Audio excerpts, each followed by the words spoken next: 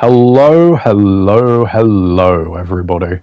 Now, as you might be able to tell, I am nursing a little bit of a fever today, but that's fine. We'll soldier on, get through the next batch of people for the Resident Evil Resistance tier list. Onto the C tier today. And now we are into, well, we're about maybe halfway done, if that, in terms of names. It's getting there in some ways. In other ways, we're only just getting started because the C tier is absolutely massive. And this is where, people are really going to start to notice the players every single time. So it's going to be fun. There's going to be a lot of opinions if I've got things right or wrong, and that's great. I want the opinions, This tier list obviously isn't factual. I am open to criticism or where I should have placed somebody, if I've got it wrong, if I've misremembered them, and so on and so forth. But anyway, I only want this video to be like 30 minutes max, so I will try to get through as many C tier players as I can here. It won't be done in one, for sure, but we will see how many of C we can get through. So we start off with an interesting one. It's the Darkness Jill. Now, it's right at the bottom of C tier. And to be honest, the Darkness Jill is a very weird player. I've talked about them before in the honest tier lists and honest Q&As and so on. We know that they have blocked a lot of people, and I mean a hell of a lot. Like anybody they lose to, they block, basically. Their Jill is interesting, very unconventional build. They play okay. They're not that good against guns, but considering the build they use, they play okay as Jill. Their Annette is, it's fine. It's going to put up a fight, and it will beat some, I don't want to say lower tier SWATs, but they'll beat some four-man teams, but, against anybody who's seriously good against creatures, it's going to be an absolute cakewalk. It's just a shame that he obviously blocks so many people, so it's hard to really judge him. Back in the day, he was a pretty solid survivor before he blocked everyone, so I'll give him credit there. But overall, it balances out to the very first in the C tier. Up next is somebody who I'd forgotten about, actually, who I actually really did enjoy seeing their content of back in the day. It's the YouTuber from, I believe it was South America, El Gran Diego. Now, they were somebody that posted a lot of Mastermind content, played a lot of fun builds. I believe I faced them a couple of times, and they were pretty solid. They didn't run pure meta, but they just had their own takes on meta builds. So it was good fun. Always enjoyed watching his YouTube. Seemed a solid enough mastermind. So yeah, gets into the C tier. Hard to rank him much higher because I don't have pure exposure to his capabilities. But yeah, he's a good player. Up next is a wildly inconsistent one. We said similar with JSam in the last episode, and it goes here too. It's Prince 2020 X_X. Now, this guy used to be a massive voice line spammer who would deliberately lag, and don't get me wrong, he still tries to lag with his liquor presets and whatnot. But when I faced him recently, to credit him, he didn't voice line spam, he just played normally. And it just summed up what I thought about him anyway as a mastermind. Some matches he could really gain momentum and be difficult. Some matches we literally had 9 minutes on him. He's a very interesting player. Alex main, he uses both infection and traps. He's solid with infection. He can be solid with traps, but also really bad. And yeah, C tier just about for him. Up next is Doc Fabron, one of the YouTube people who uploads quite consistently, or they put effort into their content, give it the thumbnails, and they have a few viewers who will watch their streams. It's good fun, and Doc Fabron just seems like a fun player, to be honest. Yeah, he plays his builds his way. He does plays at terminal as well. He just seems like a thoroughly alright, good, solid player. I've faced him a few times. The matches have been fun, have been solid, for the most part. And yeah, he's okay as Survivor. He's obviously a Mastermind main, you can see that, and he does a fine job of it. Up next is of similar ilk, it's Thomas Equinas. Now, Thomas Equinas is one of my very favourite Masterminds to go against. He is very, very fun. Once again, he's a bit like Doc Fabron, where he has his own takes on certain builds. So, he's not just going to play full-on defense and net. He'll have his own take on it. He won't play full-on infection mod. He'll have little tweaks here and there. And whenever I face him, you can tell that it's Thomas Equinas. I mean, obviously, because you see his name on screen. But he always has the little things about him that makes his gameplay fun, interesting. And at his best, he was a creature Spencer main with the anchor, and he was genuinely good. Really good with that build. And back in the day when I was, properly learning what to do on the game, like, I say what to do properly, like, I'm talking about only a good year and a half, 2 years ago when, I was preparing for my first customs and stuff like that. Like, Thomas Equinas, he taught me a lot about how to deal with creature builds, because he'd be so active on cams, he'd always try and put pressure on you from all angles. And it was loads of matches against him when I was still learning where I was like, yeah, I need to cover that cam and do that, balance that cam, put pressure on that one so he's scared to go onto it.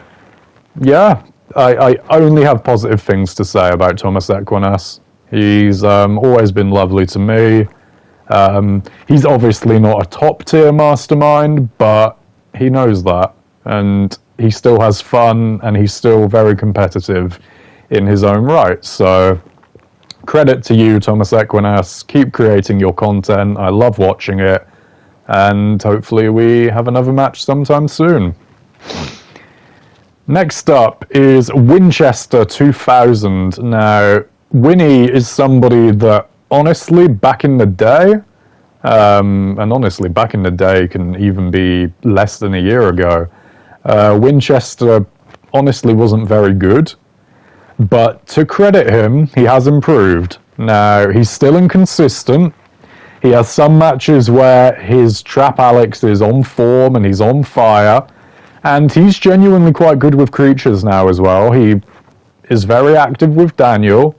He's good with the dealers and placements of the other zombies. It's encouraging, and Winchester is improving a lot. Still got some way to go to nail down that consistency, but yeah, he's improving a lot. He's doing his thing, and yeah, he just needs to, stick at it when he's having a tough match. Learn from it, go again, and I'm sure he can keep improving. And also, he's always been chill with me. Well, after he unblocked me all that time ago, but I get it. It was 2 years ago. Who cares? And ever since, he started watching my YouTube, he's been very nice and chill, and we get along well. And yeah, just about in the C tier. Up next is Ghost Hunter RP90, or Dark Rock, or Z Police Officer, to name but a few of his name changes. Now, this guy's really hard to rank. Even just a year ago, I would have said that he'd be near the top of C tier, but I don't know what it is. I don't know if I just faced him in worse situations, you know, in like a duo or with a more casual team, but Ghost Hunter used to be quite challenging in some areas, and nowadays he's not. Now, I get he doesn't play full time, I shouldn't judge him purely off that, but at the same time, like, it does give me clarity. It does make me think, yeah, he's good, but you know, he's not up there with some of the other people I think of when I initially thought, oh, that person, Dark Rock, that person, you know. I kind of initially grouped them into one, but then I realized as I looked at it piece by piece that, yeah, Ghost Hunter is just a little bit lower than some others. Still a solid player, but yeah, not enough for me to keep him in the higher regions of the C tier. Up next, we have Genji. We are really blasting through the Mastermind mains at the moment.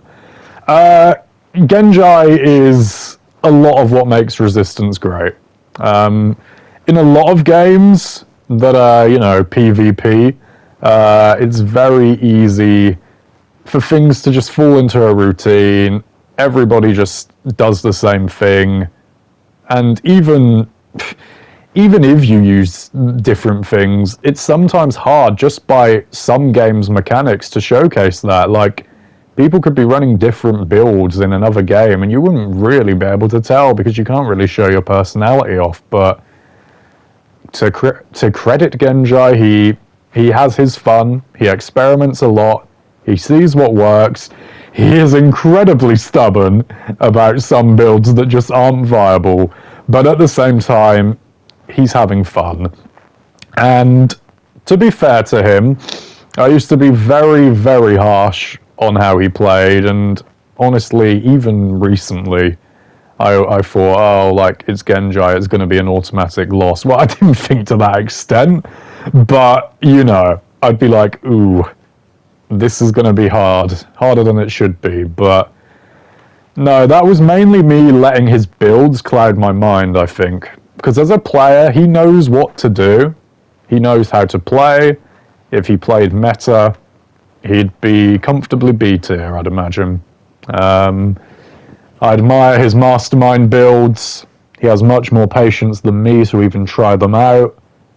And yeah, overall, I'd say it balances out to C tier. And again, like with him, like with Thomas Equiness, like with many people I've mentioned already in C tier, he's part of what makes facing Masterminds fun, and credit to him. Someone that doesn't make facing Masterminds fun is SWAT XD. Now, this guy is very questionable. He's one of these who loves to give it, but can't take it. He'll voice line spam for ages, but if you dare beat him, then it's suddenly the end of the world. SWAT is, as a player, he's alright. He's got a couple of good builds up his sleeve. He's inconsistent with Terminal Spencer, but he can have a good match with it. His Annette is fine. His Alex is fine. And yeah, his Nikolai is solid too. He's somebody who's always going to stomp on you if you're solo, in most cases as duo. But yeah, when it comes to trio or a team, that's when he crumbles a bit. He feels the pressure, and he starts playing worse, and yeah. Can't say I like him as a person, on the game that is.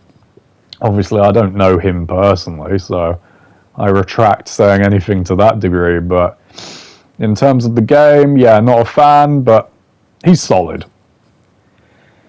Next up, we have Rick 101, or Rico, or however you say it. This is the guy who used just standard builds for the most part, but then he'd chuck a licker in there. Every single build would be a licker. It was very endearing, to be honest. He was a fun player and genuinely made his builds work for the most part. Like, sometimes he'd get absolutely curb stomped, don't get me wrong, but for the stuff he was working with that clogged up his deck, he was very fun. And definitely one or two times he surprised me with a comeback or something like that. So yeah, good fun player. And I wish he was still playing, because he's the perfect type of person to face in solo or duo queue. We continue on with E.D. Reinhardt, or Ed Reinhardt. This guy mainly is known for his Nikolai. I believe he also played Survivor. I think he was Val, yes? Val and maybe a bit of Tyrone. And he was a decent Survivor too. His Nikolai was solid. Yeah. I don't want to keep using that word. I want synonyms. But yeah, solid. Some matches he'd be very greedy, would give away time. You'd be like, this is why you're not a really decent Nikolai. But other times he'd stay cool, he'd pace himself well, and yeah, he'd at least be competitive and not feed you time. So yeah, E.D. Reinhardt, just a good, I keep saying it, but good staple of the experience when you're just playing against masterminds in general, or you'd bump into him and he'd be on your team as Survivor. Good player, C tier. I mean, I'm acting like everybody isn't C tier, but I'm just using it to wrap up that particular person. Next up, we have Ethnic Infidel. Very interesting person. I know he's done some very controversial things on the mic in the heat of the moment. He is best with a net. His net is pretty decent, actually. He hasn't got much versatility apart from that. His Jan's alright, but yeah, his net's by far his strongest individual character, and there's not much to say about him really. He's just a solid mastermind with a net, no versatility. So yeah, first few into C tier. Following him is Zhetao. Now Zhetao is a very fun mastermind to go against, very spammy, very aggressive, and he would seize on a weak moment really well. Like, if he sensed momentum, he would push through with it, and you had to always be aware. Like, you'd beat him if you played sensibly, but he would take advantage of mistakes easily too and create snowballs. Very spammy ambush and net, I seem to remember. Played a bit of Daniel as well. Just very fun to play against, to be honest. Following him is finally someone who's more known for Survivor. It's VSG Fever. Now, this guy will gladly play Val, Tyrone, Sam, Jan. He's very versatile, and yeah, he's a decent player. He's good with the melee guys. His Valerie is good up to Infection mod. That's where he struggles. He's very tentative against that. But otherwise good. And his Jan is fine as well. VSG has dabbled in Mastermind as well, but I honestly last faced him as Mastermind like 2-3 years ago, so I won't say anything there. But again, VSG properly suits like the middle ground of this tier list in terms of the tier itself as well. He's a good player. He's yeah, he'll have his weaknesses with Val. Overall though, he is steady without being especially amazing. Next up is Lazy Bear Alex, the guy who plays with Musho and Bearcat. He mains Martin, he dabbles in Val, he's a good player. I haven't played with him enough to fully judge, but yeah, he's composed, he is largely sensible. Again, though, hard to judge somebody when I've only seen them on Val and Martin. They're not very like technical survivors, you know. Unless you're Val against a Nullify Alex, against a Trap Alex, or you have to push as Martin against a Nikolai. Like, there's not many very specific talents you have to have, and that's not me saying that Lazy Bear is not good, because he is. But, you know, if I'd just seen him on Jan for 3 matches, it would be easier to judge than if I've just seen him on Val and Martin for a few matches. So that's my main point. Good player, though. Seems a lovely guy as well. I've been in voice chat with him a handful of times. Always been lovely. And yeah, C tier. Following him is QW Unprocessed. Now, back in the day, I think this guy was much more sweaty on Alex. I think he played Meta Infection Alex, and he was pretty solid. And then at one point, he kind of dabbled in guns, and his gameplay started to suffer. He was having fun, don't get me wrong, and matches against him were fun, but yeah, his level definitely dropped off after a point, and I'd say half of his Resistance career was him being genuinely competitive, and half of it was him being, yeah, not as good, even when he played daily. So it balances out to here, but at his best, I believe QW could have pushed for the B tier. Following him is X the Demon Angel. Now, X the Demon Angel, Jill Main can play the other girls as well. He's good. He seems to have a really big weakness against gun builds, and there has been times with his Jill against the net where, you know, he hasn't picked up a steel bat, or he just hasn't seemed to kill creatures quickly enough, and the team suffers.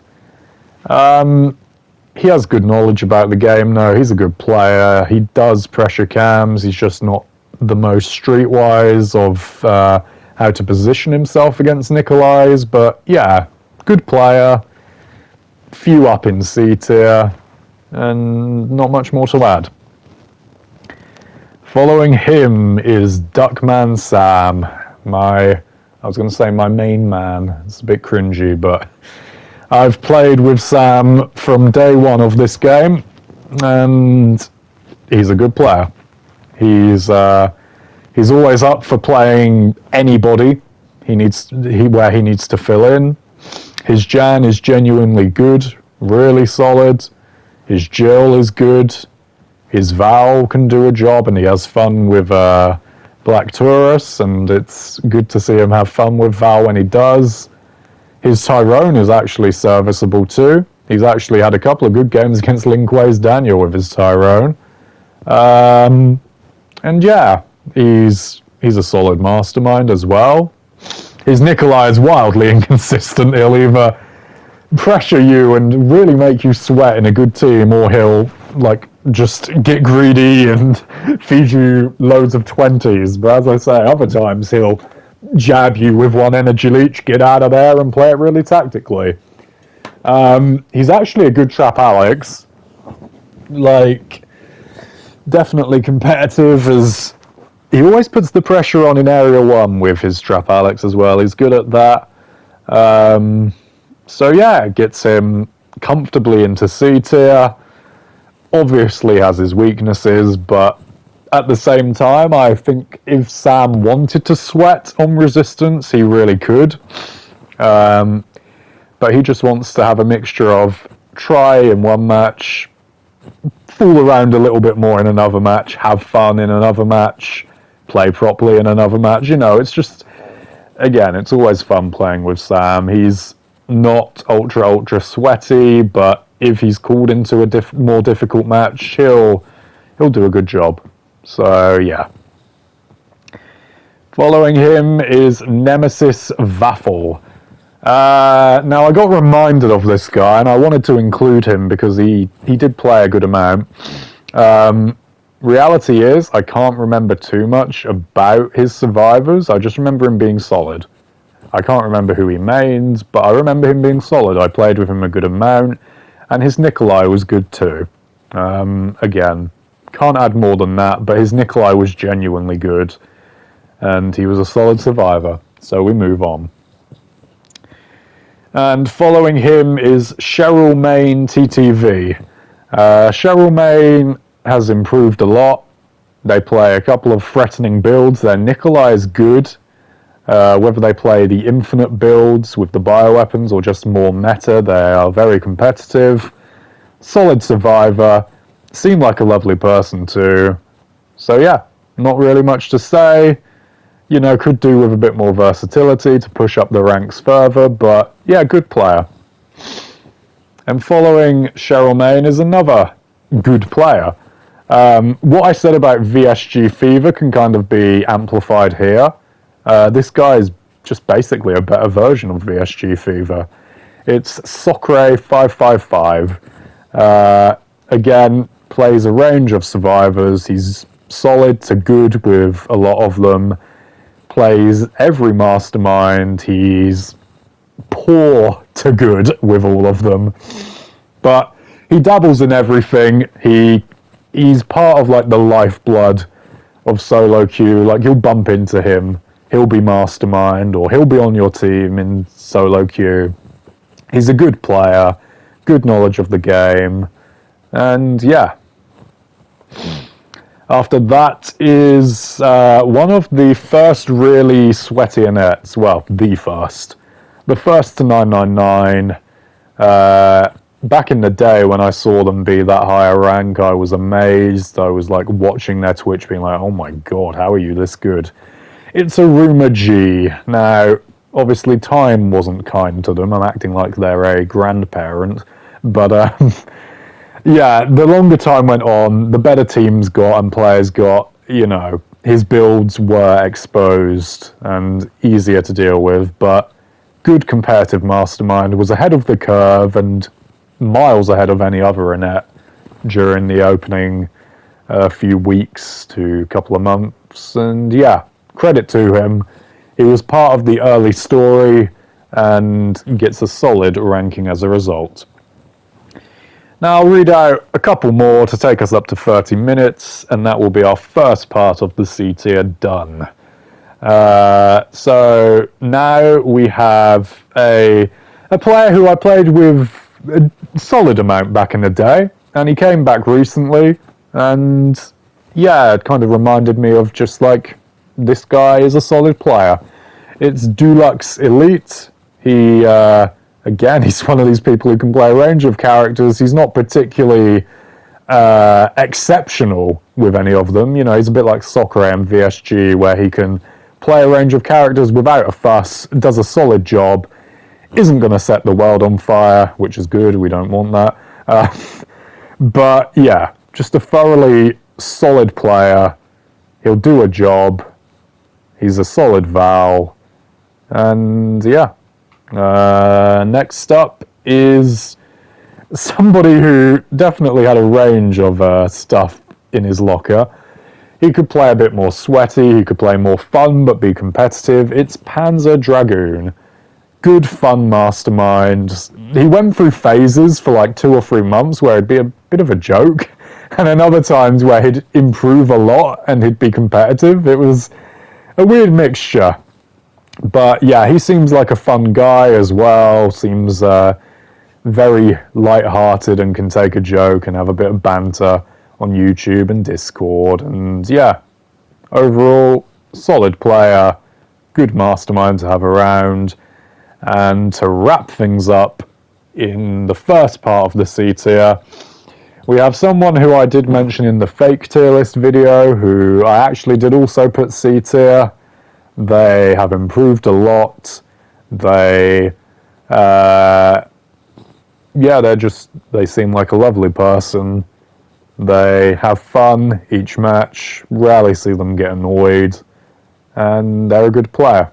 Joan of Arcade can play Val well, her Martin is good, her Jan can do a job, and again, she'll fill in a role in the team wherever she needs. And again, to wrap up the C tier on a very positive, well, not the whole C tier, the first part of the C tier on a very positive note. Again, like a lot of people, in this first part of the C tier, they seem mostly like lovely people who experiment, who improve, they put their hours into the game, they've got fun out of it, they've had their moments and memories, and again, for the most part, it's not even that I can just, say, oh, they're okay. No, a lot of people in this first part of the C tier seem lovely. So, credit to them. Thank you for making the game vibrant. And hopefully see you guys in future matches. Anyway, 31 minutes on the clock. I'm acting like I'm a bloody referee in a football match. But anyway, part 2 of the C tier will come next time. Might be followed by part 3. I don't know how it's going to go. There's so many names to read out. I hope this was a nice little taster for the start of C tier. Have a lovely day. I'll see you in a couple of days myself.